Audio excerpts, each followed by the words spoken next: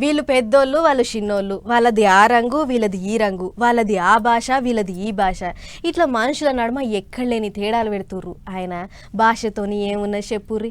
మన భాష వచ్చిన వాళ్ళు మన 2 రాష్ట్రాలలో తిరగాలి, పక్క రాష్ట్రాల కూడా మన భాష నేర్చుకోవాలి అంటే అందరితోనే అవుతుందా?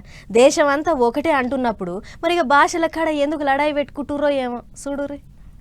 ఆగ చూడర్రే, ఏటీఎంల కాడ నుంచి సురువు చేస్తే బ్యాంకులు, సెంటర్ సర్కార్ వాళ్ళ ఆఫీసులు అన్నిటికాడ బోర్డుల మీద ఉన్న హిందీ పేర్లను నల్ల పెయింట్తోని కొట్టేసిండ్రు.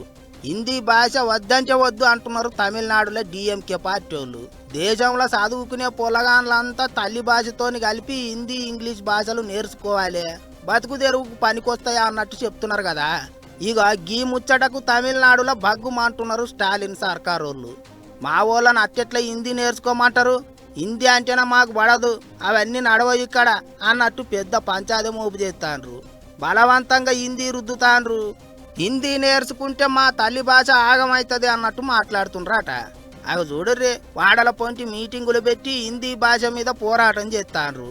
రోడ్ల పొంటి తిరుగుకుంటా కాగితాలు పంచి పెడుతున్నారు. ఇదే ముచ్చట మీద తమిళనాడు పువ్వు పార్టీ లీడరు అన్నామలై మస్తు కోపానికి వచ్చిండు. హిందీ భాష నేర్చుకుంటే దేశంలో ఎక్కడికి పోయినా బతకొచ్చు, బతుకు తెరువు దొరుకుతుంది, అందుకే నేర్చుకోమంటున్నారు. సరే నేర్చుకుంటే నేర్చుకోండి, లేకపోతే లేదు గాని గిట్ల బోర్డులకు నల్ల పెయింట్ రుద్దుడు, పోరాటాలు అనుడేంది? అంత రాజకీయం చేసుడు తప్ప ఇంకోటి కాదన్నట్టు గరమైండు.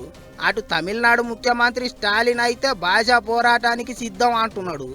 ఇక దీని మీద ఇప్పుడు ఇంటర్నెట్లో తీరొక్క తీరులో మాట్లాడుకుంటారు జనాలు. తల్లి భాషను మర్చిపోవద్దు, అట్లని వేరే భాషలు నేర్చుకోవద్దని లేదు కదా, ఏంటికి అట్లా చేస్తుండ్రు అని కొంతమంది కామెంట్లు రాస్తుండ్రు. రాజకీయాల కొరకు భాషల నడమ కుంపటి పెడుతుండ్రని ఇంగింతమంది కోపానికి వస్తుండ్రు. మరిగా కిరికిరి ఎంత దాకపోతుందో ఏమో గానీ ఇప్పటంతలైతే ఒడిసేటట్టు లేదనుకుంటారు చాలా మంది.